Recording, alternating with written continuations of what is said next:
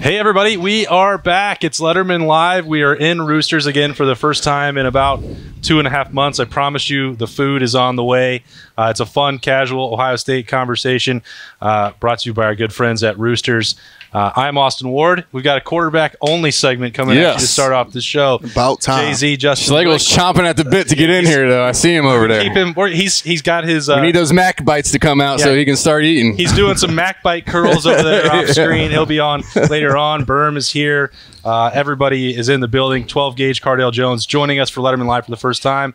Cardale, thanks. Yeah, welcome. Thanks for hanging out. No, man, thanks for the invite. It's pretty cool setup. And then the best part, actually, I just came for the food, guys. I'm gonna be honest. I just came for That's the food. the only reason. That's why we're all here. Yeah, it's about lunchtime. Yeah, it's perfect time. That's why we schedule it at 1 o'clock. You work up a good hunger. You guys get your workouts in. I obviously was eating anyway, but Cardale, this has been an interesting time for all players. I know this thing all started when you were in the middle of an XFL season. You were directly impacted by this. I know how much you were looking forward to a full season there and playing again.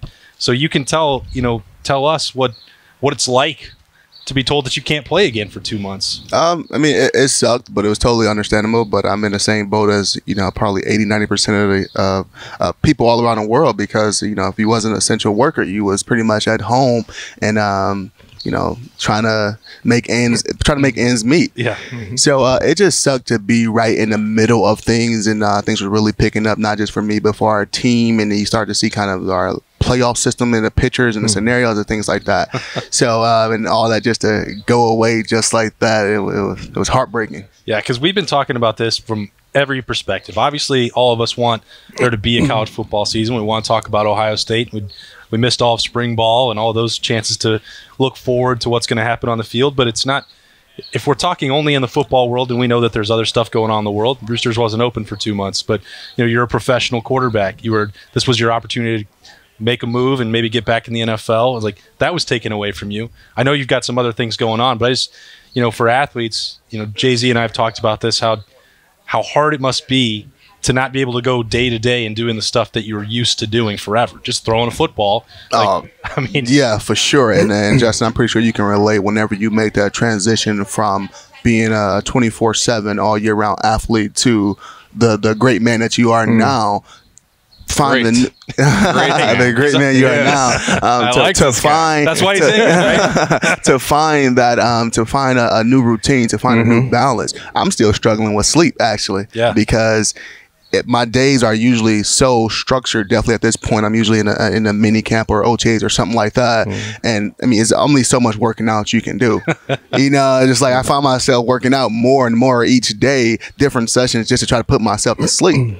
But you waking up after, your routine may be a workout and recovery, and you got the whole day, when usually you might have a meeting or something else like that. You just like, what I do with the rest of the day? So trying to find that new routine, trying to get adjusted that way, but it's a lot of different things that I'm fortunate that I'm passionate about to get involved with too. So Jay-Z and I were trying to fill our time just with facial hair. I grew an awesome mustache. Awesome mustache.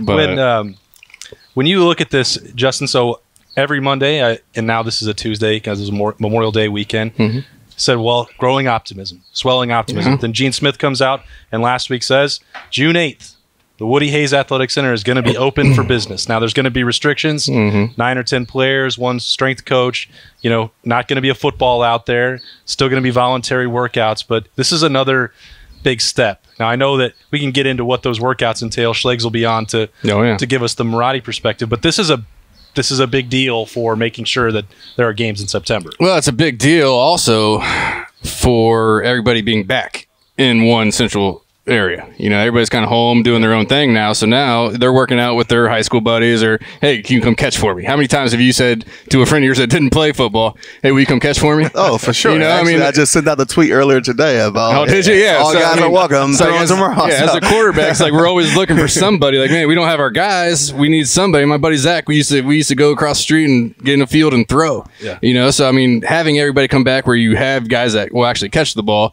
and can run routes and you can work on timing that sort of thing, or getting that idea back in, having the same workouts equipment and things like that.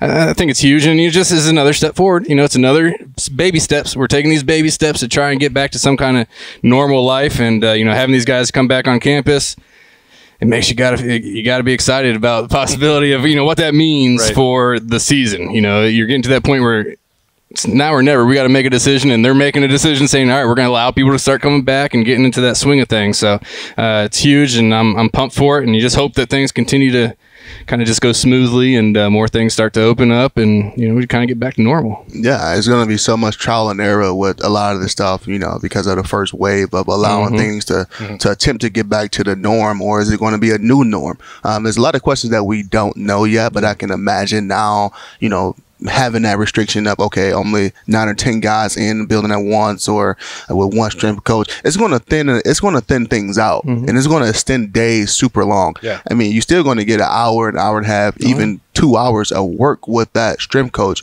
and 2 hours with 10 kids, 2 hours with 10 kids, 2 hours. You're going to be looking at figure it out, but for sure they're going to figure it out. But it's going to definitely. It's a lot of trial and error right now. I got a couple of family friends whose kids are participating in summer baseball this year, and all the rules they were talking about that just came out for summer ball is just insane. Yeah, it's like, okay, we're trying to get sports back, but it's like, how much can a player? Because that's where it's really going to be hard on. It's going to be hard on the fans and the spectators, but the player how much can they really change their routine about why they love the game? Some of the rules was players that for baseball, summer ball this year, the ump is going to be behind the pitcher now. Players, they can't have sunflower seeds or gum. You can't spit. If you're not in the batter's box, you're sitting down 6 feet away with a mask on. You pretty much can't socialize with your teammates. Right. And, if a ball go out of play now, your coach is the only one handling your team's ball, not the ump like always. So, and then if you get caught spitting or anything like that, you're disqualified. Okay. It's wild. So it's like pretty much it's no game planning. You can't pretty much have adjustments because you can't be that close to your teammates and your coaches. They're just like, it's just a whole nother thing of just throwing stuff almost against the wall and seeing what sticks. Exactly. And then seeing so much how trial and error. Yeah, exactly. You kind of back it down. And that's the part of it that I think is so challenging because, every week that we're saying this is a step towards football being played. And this one that we're talking about right now for June 8th is 9 to 10 players.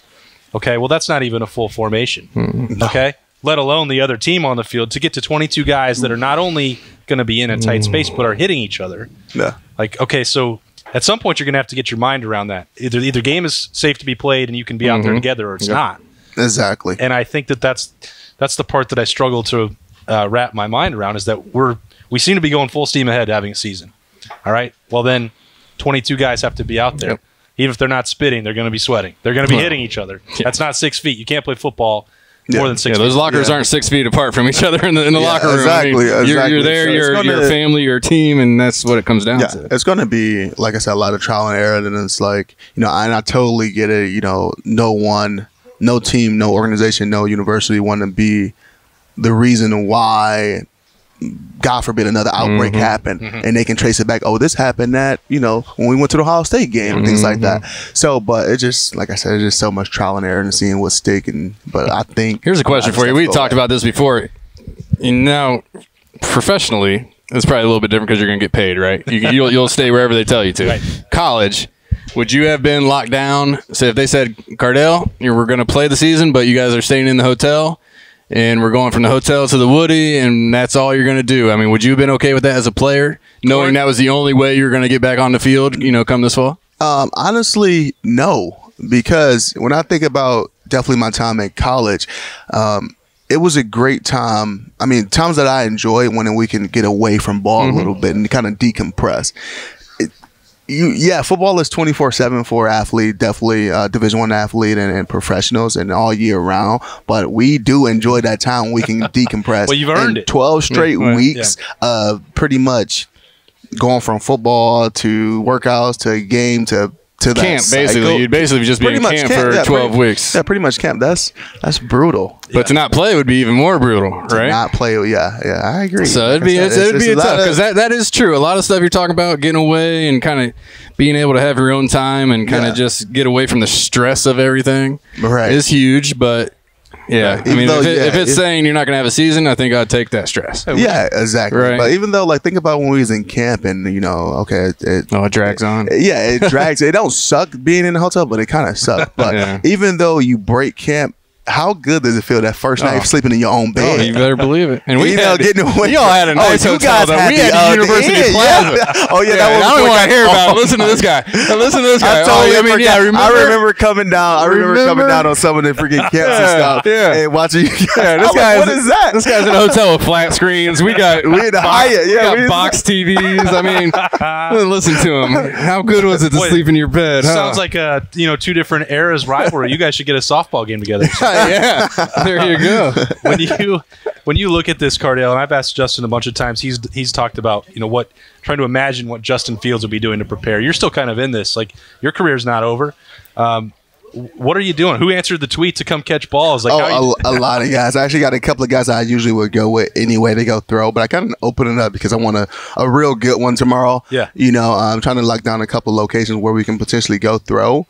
And kind of keep it as secluded and private as possible, but still respecting the social distancing and things like that.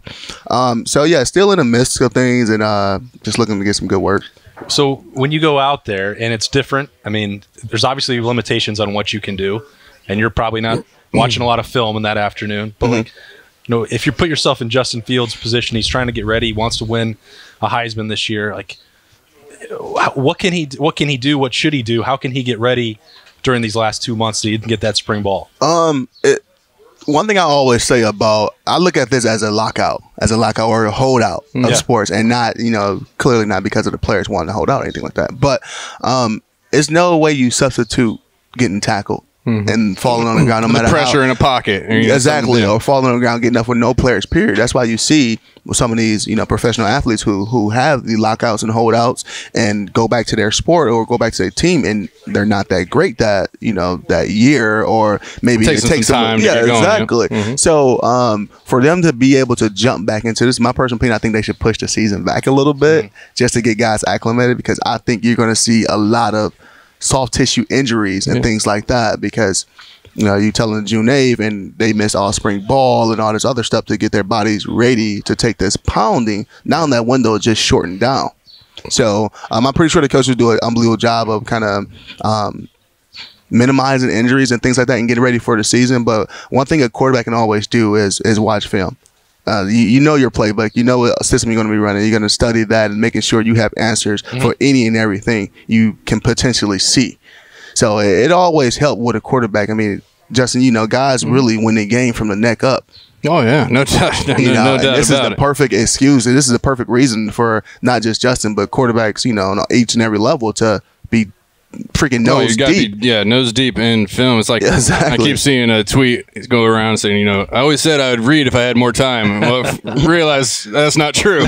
But for a quarterback, like you got more time, you should be watching as much film as possible. Exactly. But on the other flip side of that, I mean, that's important. But like when you go, say you go to throw tomorrow, are you just throwing route tree, or are you having these guys, all right, I need you on a dig, I need you here, and kind of the way around the way I do it, I will have individual routes going, route tree pretty much, but in my mind, the system that really I loved to be in was the Chargers. It was our offensive coordinator Ken Winsington, known as Shane Steichen, when I was there.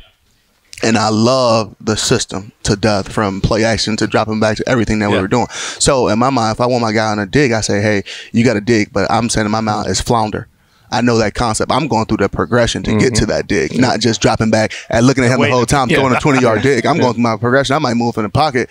And sometimes I remember the first time I was throwing with some of these guys, they're looking at me like, what the heck? Like, anybody there? I'm like, I'm just simulating. I know if I'm getting to my second read, I ain't going to be still in that same spot. Exactly, yeah. So you try to play the game within the game.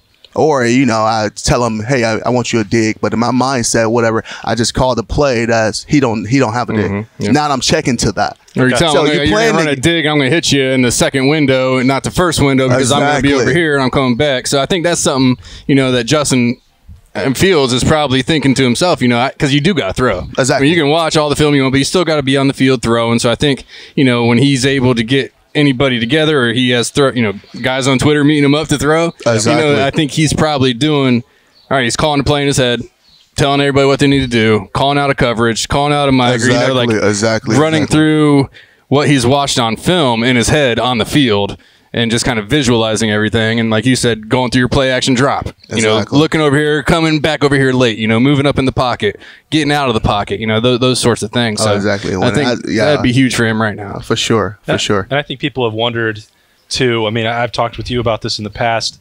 Like, he's got a guy, Quincy Avery, a private quarterbacks coach. That's what most college quarterbacks are at this level have now. You worked with George Whitfield some and some other guys throughout your career. It's like, so what do these guys do? Like, what's the value for you as a quarterback when you have one of those off-season coaches? I think it helps because it just puts another set of eyes on you. I get guys now to this day still asking me about tips and throwing. What I should, I'm like, hey, I don't know. I'm not a coach. Like, I love to train. I can give you some of my tips and feedback, but guess what? What works for me might not work for you. Right. And like I said, reverting back to my time with the Chargers, I had a guy who Philip probably can't throw 50 yards. But every year he's throwing over 4,000 or 5,000 yards, and I don't believe in the releases and none of that stuff because of being around that guy. Yeah, exactly. Yeah. Whatever works for arm you. strength, release, whatever. Exactly. Yeah. I think you can put the ball on the money. You can put the ball on the money, no matter. I think what separates these quarterback coaches is not trying to change motions and like critical things that got his kid to where he is now, no matter what kid it is. I think it's fine tuning that, finding a way to improve on the way he throws, or finding like that little thing to, this is going to keep getting you better on why you take a step that way. Yeah. So and a lot of these guys are pretty good at that. That's why they keep going back to their trainers. Yeah, I think it just gives you an extra set of, it gives you an extra set of eyes to watch what you're doing, but also when you're going through the drill. So say, he's doing a play action, coming to the dig in the back window.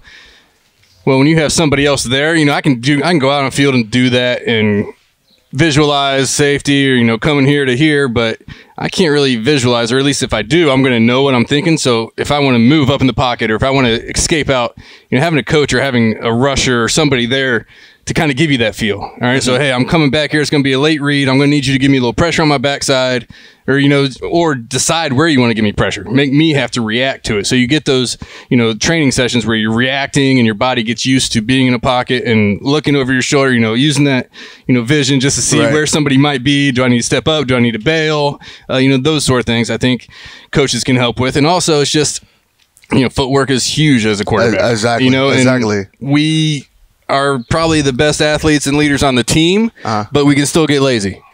So if you don't have somebody nailing down your footwork or nailing down these little drills. Schlegel looked over here when I said the best leader on the team, but I was hoping I'd get a reaction out of him. He almost jumped over here. Yeah, and next I know, right? But I think having those eyes and helping have someone put you through those drills, and so you don't get lazier, so you don't just get going with the motion. They can kind of keep you on your toes and keep you going. And I've done some of that quarterback stuff with young quarterbacks, and that's just kind of you just nail down that routine of what you're doing and what you need to be focusing on. To just so when they're not there, hey, I know what I'm doing. I can run this workout, or that sort of thing. Exactly. Because when I was working, my nephew is actually going into high school now, and when he's playing Little League, he's playing quarterback, and he thought he wanted to play quarterback in high school on other levels and things like that, but switching to running back. But when he played quarterback, and he's a pretty good quarterback, actually can throw and move around. I never worked out with him with a ball because of that reason. He didn't understand how much the waist down is as important. So I know when I worked with a quarterback guy named Jeff Christian, I just did some of the drills that he put me through. He can tell if it was a good pass or not. He never really even looked at the ball I was throwing. He was just making sure my body was he'll look at your feet, making sure my body. Okay, that was probably a good ball. Exactly, that's probably a good ball because I know it's an out route, it's 20-yard out. Look how open you are, things like that. So I would try to translate some of that to him. Exactly. So that's another thing will help with having some of these quarterback coaches because they ain't looking at. They don't need to see the end result of the pass and like that. I'll throw this out there. You probably didn't have a quarterback coach growing up, did you? No, I didn't. I didn't have a quarterback coach growing up. Hey, we did all right. Exactly. We did all right. How'd you do it? So all these big time quarterback coaches out there, it is nice to have, but you don't have to have them. Exactly. I mean, for sure. And it's kind of hard to find a good because a college and NFL game is so different. Yeah. You're not going to spend 99% of your time in the shotgun in the NFL. Yeah. You know, a lot of colleges don't even really do deep play action and stuff like that. So these guys, when they, you know, your coach for college might not be as good as you think getting you ready. You might not know how to take a snap from under center. Well, exactly. You know what I mean? I know that was a frustration for you a little bit in 15, and now, I mean, we talked about this before. I think that's one reason why you see Ryan Day putting Justin Fields under center. That some of that pro stuff is going away, you know, or trickling back down. And I think, and it's all about, you know, just capitalize on what a kid is good at, and not just the quarterback, just putting the whole team, the offense, you know, in a position where they are in a position to have success at each and every position. Like, you know, I'm not going to tell my receiver to run a go ball if he's a 4.6 guy, 4.7 guy. You know, nothing wrong with 4.6 guy. I mean, well, I guess for a receiver, maybe. So. All right, we're about to turn out the quarterbacks loose here. Cardale, you got some other things that got in the fire while you're back in Columbus this summer now. I know the PPE thing is really cool. Tell us a little bit about that. So I teamed up with a guy named Kareem Kashmir. He's actually a former CPD officer and kind of a self-made entrepreneur here in the local Columbus area. And we kind of got together. Well, he kind of brought me on board because he had this great idea to kind of start a subscription-style basis, just like your Dollar Shave Club and all that type stuff, to provide some of these essential things that we're going to need on in our new bases and our new norms. You know, you have a lot of these businesses, not just in Ohio, but around the country and probably around the world that can that's requiring face masks and other things like that.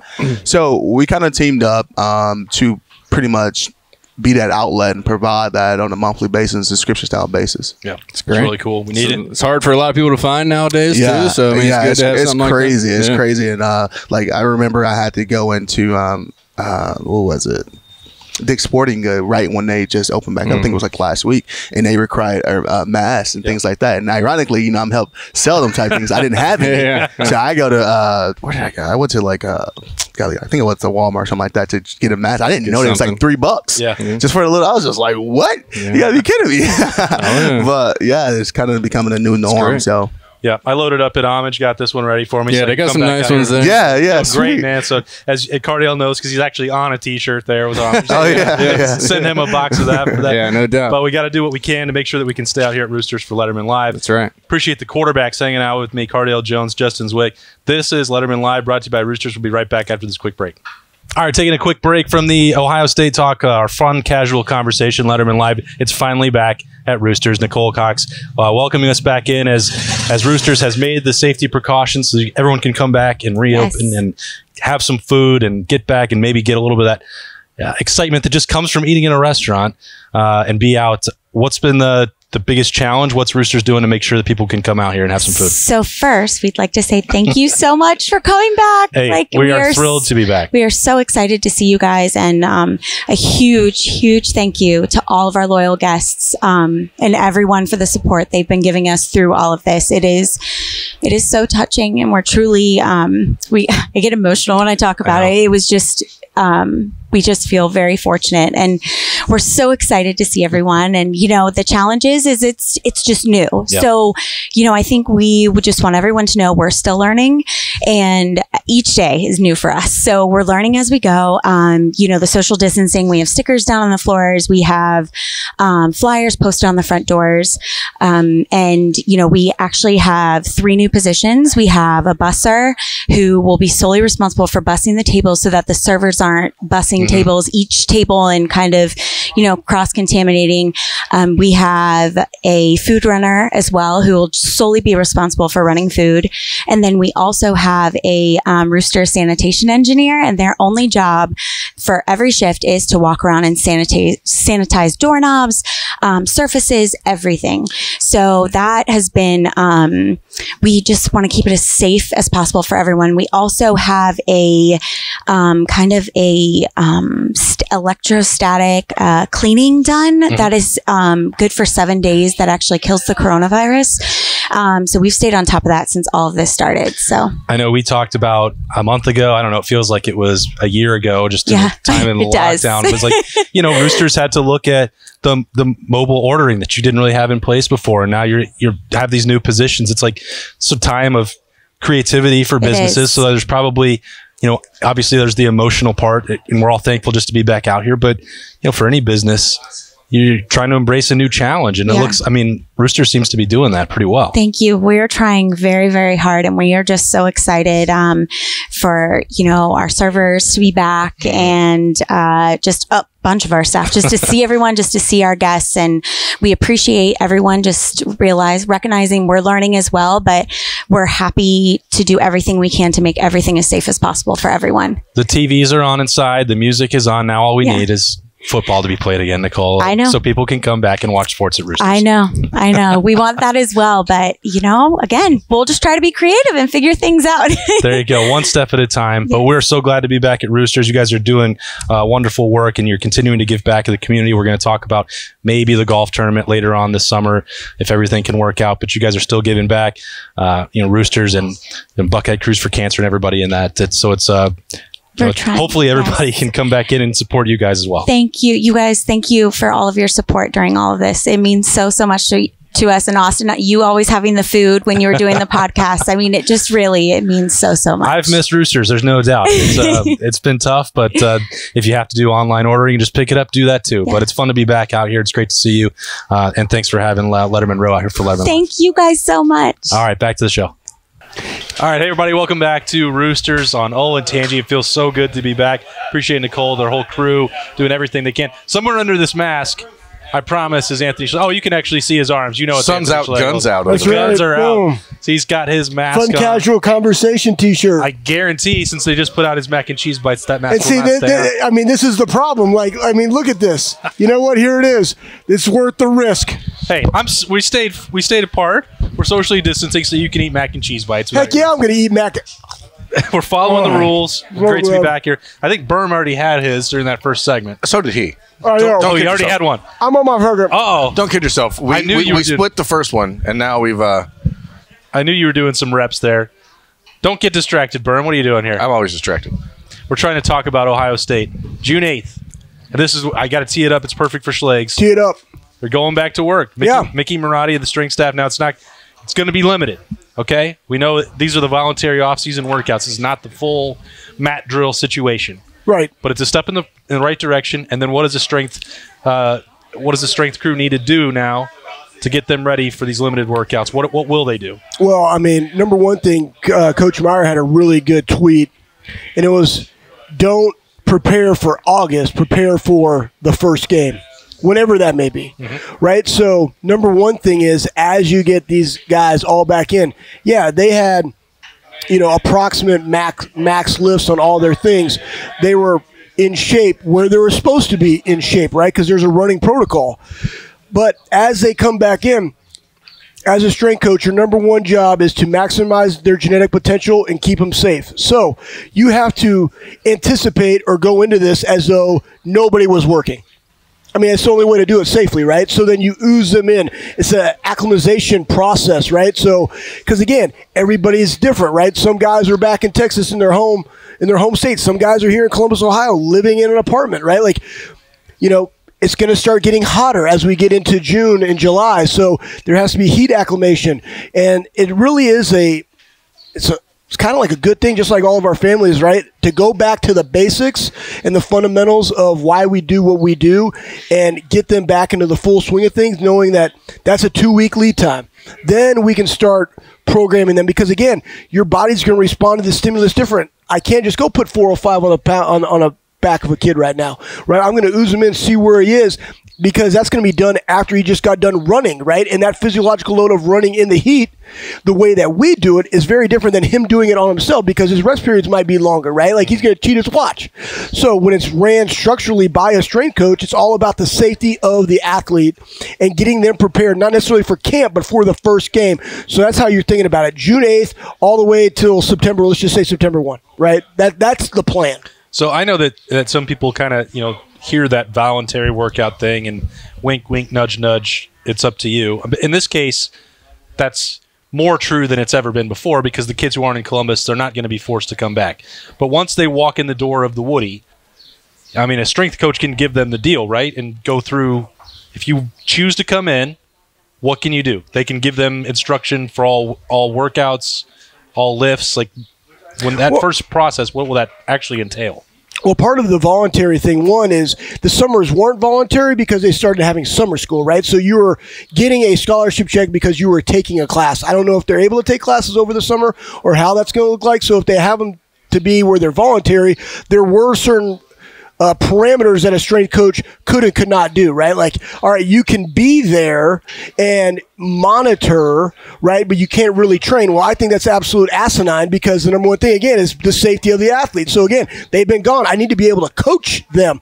So, hopefully, the NCAA puts some of those things in and saying, listen, it's not about you being there and monitoring. Like, you have to give these guys guidance because they've been out of the programs for 2 or 3 months, right? Again, back to the safety of the student athlete. Right. So hopefully those things were taken care of because that was really the one thing on a voluntary workout. It's, hey, you come in, we're going to schedule times, right? The gym is open. You know, we have a group at 6, a group at 7, a group at 8 because you want to have the flow because then you can set it all up. You're going to have the same things, right? We've got to be able to sanitize different things. So there's going to have to be standard operating procedures in which you carry out your strength and conditioning program. But also, more importantly for me as a former strength coach, looking at my athletes is I still have to have the ability to coach them because they've been gone and not hearing our cues and doing the things the way that we do them, right? I got to re-indoctrinate them into what that process is. Berm, when you heard this date thrown out and it started, you know, when we confirmed it was June 8th and then Gene Smith talked the next day about the process, like how did that change maybe your confidence, optimism, projection for what the season's going to look like, or did it? I mean, I think we've talked about it the last few weeks. The numbers continue to trend in a pretty positive direction, generally speaking, for there to be sports. You see the NBA talking about getting back to work, and even in New Jersey and New York, they're reopening and allowing sports leagues to start again. College football is a little different in that college football requires – or colleges require college football pretty much to run, as we've talked about in the last week, whereas the New York Yankees, if they don't bring money in this year, it's just the Yankees who are losing, not everyone else in the school. Right. But at the same time, I think people are beginning to understand that age group is fairly risk-free right now, and we talked to Josh Myers and Wyatt Davis 2 weeks ago, and those players are willing to do whatever it takes right now to get back on the field because this is the rest of their lives that they've been working for and working toward. And to say, hey, you might need to live in a dorm or in a hotel for 3 months and not see your family if it means you get to play football. This voluntary these kids are coming back to play football. Right. They're volunteering to do that. Well, I think it's interesting because, you know, Cardale in the opening segment, we talked about that quarantine, and Jay-Z asked him, would you have done a full season that way? And he, you know, Cardale doesn't pull punches. He said no. That would not have been something that he wanted to do. And that's why I said before, like, we know how Josh Myers feels about it. We know how Wyatt Davis feels about it. But we don't know. And I think you're right. I think it's easier to say no when you've already cashed a few checks. Of course it is. But you also know what he was like in college. Sure. So for 95% of the people, I think you're saying okay. But there are going to be players that say they're not getting the name, image, and likeness yet. Maybe give them that right now would be a different story, because if you're giving daily updates from camp that we and the media can't come to practice, suddenly they're making the money and we're not. Yeah. So Justin Fields might be cashing those checks on tweets. Maybe Cardale, Cardale's long been a proponent of that anyway. That's not the point. It's here nor there. But these guys, Berm is right that they want to be back, Schlegs, and I think that's been, I'm not sure that they're going to have to quarantine, but that was one of the ideas that was thrown out there, and they're willing to do that anyway. Look, last year in our household, everybody gets vaccinated. I didn't. Poof, David Copperfield. My oldest son got the flu A and B, right? They're like, what strain is it? We're going to do this vaccine. He got them both. Well, what do? Well, guess what, buddy? You're sick. I'm the one who drove him there, right? Hey, you're sick. Boom. You're in your room. You're taking your medicine. Everybody else didn't get sick. Why? Because we wash our hands. We shower. You bend your knees. Hydrate our face off, and we bend our knees. You know what I'm saying? So guess what? Everybody in our family, good except for one, right? And I mean, but you take the precautions, right? That's the same thing with this. Like everybody is so fearful of the unexpected, right, of the unknown, because they see how it's affecting a certain part of our population. 100%, I totally agree with the understanding and empathy that we have there. But then when I also look at children, school, collegiate athletics, I'm not making any money off of collegiate athletics, but I do know what these guys work for, right? And again, you have a choice if I want to go to a game or not to, right? If you're an essential business worker, right, you have an option. Do I go to work and get a paycheck, or do I not? Yep. So we're all making those decisions. So I don't even look at the political ramifications. I'm looking at what potentially they could struggle with. And part of that is What is the housing situation going to look like, right? Where guys that are coming back into town, do their apartments, have to get renewed? Where are they going to live? Is it going to be everybody in Ohio State football like they have at a lot of other campuses? Is it a football-only dorm, right? And everybody that plays football is going to be in that dorm, right? Because then we could potentially self-isolate, remove them from the dorm, put them somewhere else, and then you kind of backtrack where they got sick from. Like, those are the things that they have to work out logistically. But at the end of the day, playing football is playing football. Right? And you were talking about earlier on the show, it's sweaty, it's a physical game. Hey, it's the same thing that you do at school. If you're a parent that doesn't do this, shame on you. But my kid's sick, guess what, guys? He doesn't go to school. Poof, David Copperfield. I'm not gonna be a turd and jeopardize everybody else in there because my kid's sick and I want to throw him in. One kid gets lice, we don't send him to school. And then you stop it when you see it. And that's it's a situation where you just have to think that a place like Ohio State, which is obviously a microcosm of college football because it's of its size and its scope, but they're going to have precautions. They're going to have things in place that they're going to have to do before this gets back to somewhat normal. And I think, initially you asked, do I feel like better about it? And I think you have to, because... Well, what's the alternative? Feeling crappy about it. Who wants to live that way? If you're listening right now and you're feeling crappy about everything, let's flip the switch and let's get positive juice, right? Glass is 3/4 to 7/8 full, okay? Stop thinking being negative Nancy's and negative Nicks. Right. We talked about that last week. Like, there's two options. There's either think negative or think positive, and I don't see a reason why... sports should be gone forever because there's a disease going around, and I just don't. And maybe that makes me a moron, and to some people, I don't care, I guess. Well, everybody wants you to assimilate to their ideology. Guess what? I don't assimilate. I'm the antithesis of non-assimilation, right? Like, that's what I am. Attack and dominate. So again, here's the other thing, though. It's not like I don't have empathy. Wait. No, 100%. I just dropped the nugget on you. Holy moly! Right? But here's the deal. I also have empathy. Right, I understand if you're going out and you're like, man, I want people to have masks. Guess what? If I come to Roosters and they're like, hey, to dine inside, well, obviously you can't because the mac and cheese bar is so good I can't have a mask on. But if you go to Home Depot or Lowe's and it makes more people comfortable, I asked that when I went to the store. You wearing masks? Absolutely. Guess what? I'll wear a mask, no problem. I don't care because I actually am concerned about the way that you feel, right? But also, when we're talking about sports, like, let the kids play. Like, this is what they're doing. I'm not going to take that away from for a season of them, because here's the other flip side of that. Now you're impacting the high school student athletes because you got guys returning that didn't get a season. They're going to come back. That upcoming senior class, gone, right? Only the elite of the elite will get scholarships yet because the other guys are proven. They've already been in the eyes of the coach.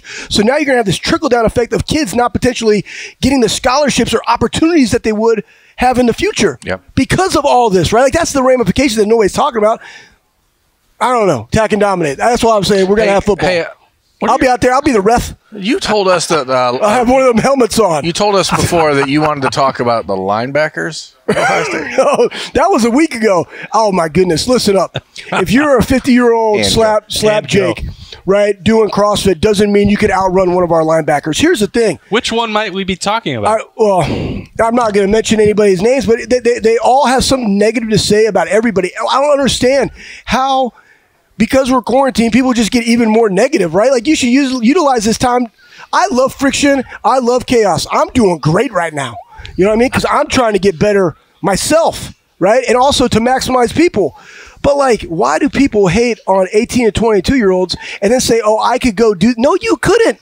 Right? And here's the whole thing about being an athlete. Being an athlete is knowing where you add the value. We did a Zoom with Ohio State football, Bobby and I and AJ. I'm like, AJ, super instinctual, freak athlete. Bobby Carpenter, super instinctual, freak athlete. Also somewhat analytical. Me, very analytical. Why? Because I ran, 4.7, 4.8, and I had to put myself in a great position. But if I knew they could only run one play there, why am I going to play the same spot that AJ would play? I'm going to boss over and know where my threats are, right? So I had vision and anticipation. So you got to utilize those skill sets. Don't be knocking on kids because of their skill set. How hard is it to be a captain of a place like Ohio State football? Potentially a 3-year captain. I mean, we're not naming names. I'm just asking in general. Let's do it. You can look at TJ. I mean, JT. People, talk bad about him too. Like, at the end of the day, I was a sophomore captain of the Air Force Academy. Hard to do, right? They'd had probably some sense. Difficult. 3-year captain at The Ohio State University with different staffs putting you as a starter. Well, obviously, it's not about you. You're not the problem. Then you can say, well, is it the recruiting? Well, nobody's going to say that it's the recruiting side, right? So obviously, he's adding value in a way that they think is very valuable. So he's on the field, right? And again, here's the other great thing about Ohio State. It doesn't matter who the starters are or where you fit them in. They're all going to have an opportunity. And this all came off of the fact that these guys all had 3 gradable, you draft gradable grades, right? When I was at Ohio State, it was AJ was a first round. I think Bobby was a first or second. And like my projection was 7th, right? Cool. And here's the thing. I would, matter of fact, looking back, I would much rather have been a 5th, 6th, or 7th round draft pick to a team that wanted to invest in me than a 3rd round pick. It's like, oh, well, you can say that now. No, I said it then. Right? Because it's not about it. It's about the career and it's about being able to add value. Right? So, anyways, attack and dominate. Was that? I'm having a mac and cheese bite. Was that Zoom call, Schlegs? Was that it was just amazing. with the linebacker room or the whole team? Okay. No, it was awesome. And again, I've looked at this time as to when your purpose is to maximize people through authentic service, guess what? You're going to go maximize people through authentic service, right? I did a Zoom with a working professional MBA program at Ohio State. I've done tons of high school coaches and teams. The linebacker, when called upon, you're going to respond because that's what Buckeyes do. They pay it forward, right? In that Zoom, Al does a phenomenal, Coach Washington, and it was really what we were talking about to the group is in order to have an elite line, look at this. I'm talking with my mac and cheese bite. Welcome back to Roosters. Yes, and I was like, we both came to this conclusion is you guys have to have great communication. These are things, everybody communicate on the sticks, but they don't want to communicate when they're on the field, right? In order to have a great defense, you have to be able to communicate because an offense wants to take advantage of that communication, right? An offense's job, in my opinion, is to make the defense communicate 3 times. Right? It's the same thing. You tell me something, I tell you something, you say it back, it's different, right? Well, if we're all in the same alignment, we all understand the concepts, and we can all relay the same message, we go through the plays, guess what? We can execute at a better level, but also when we get off to the sideline, I can now communicate to my coach exactly what was said because everybody knows what was said, right? So for them, we were like, the biggest thing that you got to work on is the communication aspect, but then it was in perfecting your craft in the film study, right? Don't confuse activity with achievement. Right? If I'm watching 45 minutes of huddle, watch 45 minutes of valuable huddle time. Don't just check the box and say, oh, Coach Al saw me watching 45 minutes. Utilize that 45 minutes to be better. I think it's these Zoom calls have been fascinating because we've seen, snippets or just screenshots of, whatever position unit it's been that's popped in there. And Gonzo did one with the wide receivers. And, it's interesting that Gonzo did one with us. Remember? Yeah. Well, it was awesome. Obviously, we're important too. It's a new career for him down the road if he wants it. But the way that you guys, I guess, stay connected or have added to the connection during this time, I think it's just fascinating because it's not the legacy of giving back. We know how important that is to you, but it's not just you. Every position group has had these. And then I wonder, what kind of direction, whether it's Al Washington or Heartline or whoever, what do they want you to give? What message do you prep? Zero prep. What? They just say, come on the show and just come talk your face off? That's it. Guess what? Melt some faces? Because you're going to go add value because here's the thing.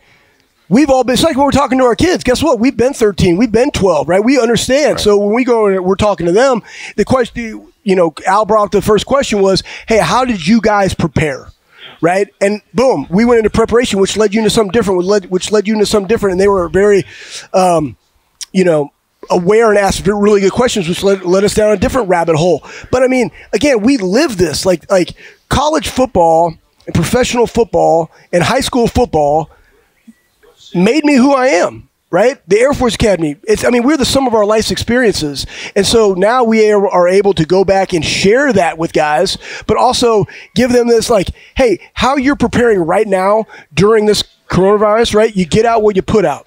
You know what I'm saying? And don't get through it, grow from it, right? That's what elite people do. It's a mindset shift. All right, this all sucks, but I'm going to grow from this experience. So how am I going to grow as a linebacker in 2020 for the Ohio State Buckeyes during this time? Let me ask you, back in 2004, if Jim Tressel had brought on Steve Tovar, guys from the 95 team or 93 team, how much of what they asked or brought to the table or said to you would you actually take as opposed to saying, okay, thanks, old-timer? Well, I think, part of that is I use real examples, right? a lot of problems with people is they don't like to self-introspect and look at their weaknesses. I am 100% proponent of my weaknesses, because if I know what my weaknesses are, I know where I should be growing. So I use this example all the time. Feel free to share it with your kids. But I'm like, listen, as you're going through this time, you might not be a starting linebacker. You might be trying to compete for a spot, or you just want to see the film.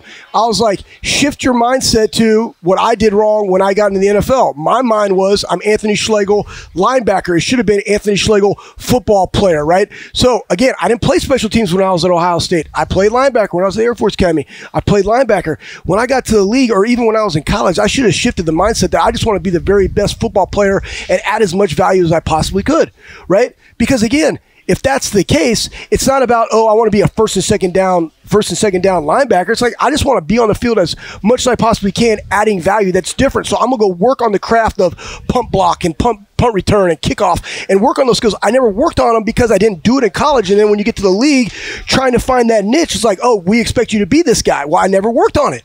Right? So shift the mindset now as to where are you? Be very, very real with yourself, because everybody's puffing you up, building you up because of how many followers you got on Instagram and Twitter. Who gives a crap? Right? Where are you as a real football player? Have a real conversation with your coach, and how are you going to add value to the 2020 Buckeyes? Because at the end of the day, it's going to take everybody for them to have the success that they had last year. That's real. I mean, you just got to be real. Get that mac and cheese. Okay, I'm getting all it. gas. You've earned it. No brakes. He's Anthony Schlegel. Berm knew how he just tapped the gas and let Schlegs do That's it. That's like Coach Mick. Eyebrows, boom. To bring us to the finish line. We are so glad. Are we done? We're done, man. I have one more question. I have to. No, we're going to be here for 20 more minutes. Okay, Save it for next week. This is important because we do love Twitter. We do care about our followers. Yesterday on Twitter, Schlegs, there was a study that showed that people who bent over with the hands on the knees actually got a better breath than people who had their hands over their head. How do you feel about that? You know, that's so funny, because we're always like, see, first off, at Ohio State, we say hands on hips. Oh, okay. Not on your knees. Not on your knees. It's a compromise. And there was a lot of stuff. I didn't go read the article. I was actually going to do it, and I just lost track of time because we got to work, right? I got to ship machines. That's what I do. But I think I just spit on it. Sorry. There's mac and cheese. We'll sanitize. But here's the deal. As soon as Zach Smith wrote this, he had a great tweet, if this is true, so many dudes are walking back into Woody, just raising hell because, you don't put your hands on your knees, right? And I can honestly tell you, I never liked putting my hands on my knees because I felt like I couldn't get the air. And when I would, kind of open up like this, I thought I was able to, raise my diaphragm and breathe through my nose and out through my mouth and really start controlling my breathing. I never liked this. Now, there are certain times where guys just be just sloppy. Because the surrender, you look like the surrender cobra, right? Yeah, it looks defeated. Yeah, and I part this of that, is valiant. Part of the old adage was you don't want to show your opponent your weakness, right? You're tired, right? And I don't really know. I just never liked putting my hands on my knees that way. I mean, for me, it was just I just threw a bunch of water on my junk, and on my wrist and stuff, and I was like, I'm good to go. But from a psychological standpoint, you sure look a lot like. Yeah, I mean, because you do this, you look weak. You do this, you look like Superman. Yeah, I don't know. I mean, just stand tall, breathe through your nose, out through your mouth. And again, that's other things that we're doing. We're teaching kids how to breathe. Some of them don't know how to breathe, so now you're mouth breathing, right? Which is wrong. You want to be able to. Bring it in for 7 seconds and hold it and then boom, release it. That's actually what slows the heart rate down, not just gasping because your hands are underneath. So I think there's probably more to it, which I didn't get at the weeds. But when I saw that tweet, I did laugh, and I immediately thought of Coach Mick, and I was just like, what is his answer going to be for this? Because right now he probably has 4 other strength coaches researching that. Make sure that we can do this. Yes. Make sure that we devalue this I love that we could get the in-person demonstrations again because we are off Zoom and we are back in Roosters. This is amazing. We're so glad to be back. Come to their patio, dude. This is fantastic. Might be out here for the rest of the afternoon after we wrap up here. Appreciate Schlegs, Cardale Jones, Justin Zwick, Jeremy Birmingham. I am just Austin Ward. This has been Lettermen Live. Back at Roosters for the first time in a long time. I hope you enjoyed the show. We will see you next week. Thanks for watching. Subscribe below to get the latest videos from Lettermen Row. We got Lettermen Live, we've got the practice report, we got rapid reaction. Hey, and we got Buckeye IQ with Zach Bourne. For sure. We got recruiting breakdowns with Berm. We got whatever you need. Ohio State football and Ohio State athletics, we've got you covered here at Lettermen Row.